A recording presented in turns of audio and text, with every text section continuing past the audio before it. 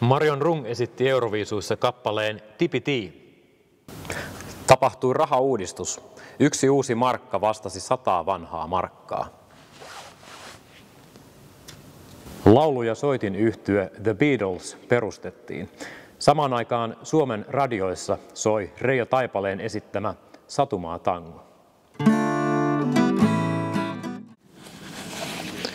Ennen käytettiin lankapuhelimia ja televisiot olivat mustavalkoisia. Kanavia oli 3. Vielä oli pitkä matka siihen, että kirkossa jumalanpalveluksia striimattaisiin. Eero Mäntyranta voitti mitaleja kilpahiihdossa. Juottopisteillä kenties tarjolla oli mustikkakeittoa. Totuuden henki, johda sinä meitä. Tuolla vuosikymmenellä kouluviikko oli 6-päiväinen. Mutta miten tämä kaikki liittyy Keravan kirkkoon? Piispa Martti Simojoki vihki Keravan kirkon käyttöön 15. päivä joulukuuta 1963.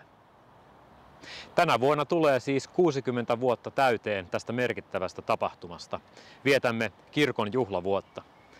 Kutsun sinut lämpimästi yhdessä juhlimaan ensimmäisenä adventtisunnuntaina 3. päivä 12. Keravan kirkkoon, jossa vietetään juhlajumalan palvelusta.